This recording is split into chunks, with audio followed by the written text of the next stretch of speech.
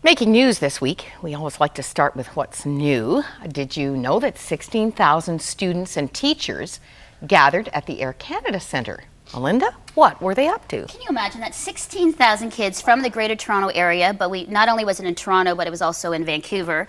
And it was run by a great organization who I love, and one of my heroes, Craig and Mark Kielburger, who founded Free the Children. And it might sound familiar because he's been featured on Oprah. He's gotten many awards across the world for his work. So what he decided to do is to put on this basically, well, he says rock concert called We Day, to say youth can fight injustice, but we can have fun and be hip doing it. So 16,000 kids, Jonas Brothers, Elie Wiesel there, Robert Kennedy Jr., even Paul Martin. And so they had a number of, and even Headley, a whole bunch of bands and humanitarians and philanthropists come in and encourage kids to say you can make a difference in the world. You can fight injustice, and it can be fun. But what I think was exciting in reading the article in the Toronto Star was that the kids were saying, we want to do something immediately. Like there's something in us that wants to do something bigger than ourselves. It wants to be part of a movement that makes change. And I think that's what was really exciting that was happening in Toronto and Vancouver across our nation this week. I love the idea of empowering kids because I don't know if you guys felt like this, but when I was a kid, like your heart is so pure and you hear about people being hungry and you think, well, why don't we do something about that? You know what I mean? Why aren't we feeding people? Like you don't understand, and adults try to tell you how complicated it is, or you can't ship food over to Africa because it'll be bad by the time it gets there, you know, like just crazy stuff like that.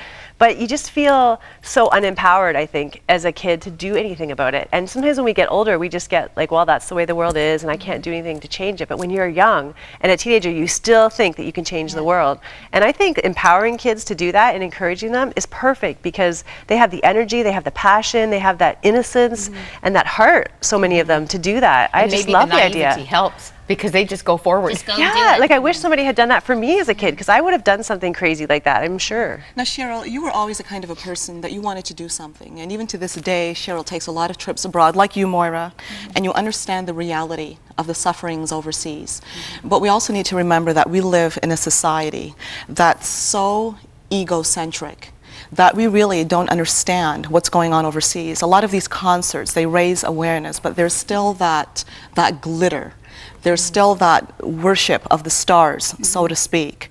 And with another report that we were looking at that I was very impressed by, that our producer here at Full Circle sent, was the fact that there was a CBC journalist that takes trips abroad, goes overseas, and he sees the worst types of famine, poverty, wars, and whatnot. Yet, one thing he did report was that everywhere he goes in this world, the darkest corners, that Christians are found there, doing their thing, helping people. Senior foreign correspondent Brian Stewart, who just retired from the CBC July 31st. I actually heard him speak at a fundraiser for the Canadian Bible Society.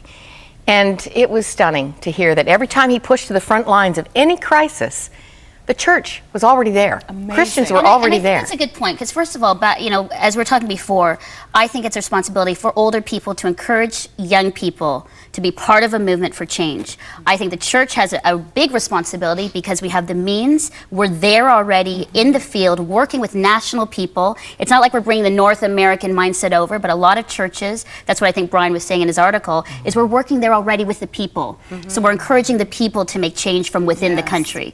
But I think it's also important for youth to come to be exposed to another life, another culture, the injustice around them. So it's not this, we've talked on Full Circle before, this egocentric, entitlementia that we talked about a couple of weeks ago, but that we really want to encourage kids to look past themselves and be other-centered and make a difference. And I think the church does that really well.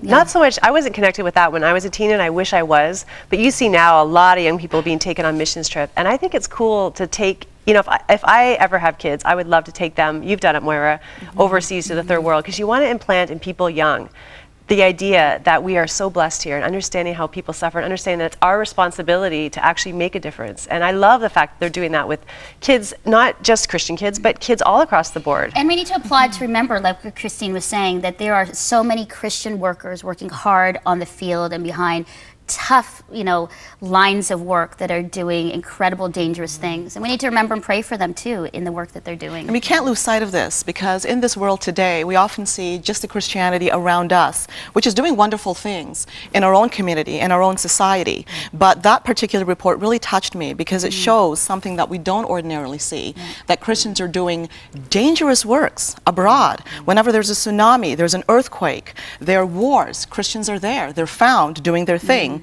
sometimes amid great persecution, and this needs to be remembered. Yeah. Absolutely. We are, in fact, called to be ambassadors of the King, ambassadors for Christ. A 15-year-old girl at WE Day was quoted as saying, "The thrill of everyone wanting to change the same things in the world that you do, it feels like you're not alone."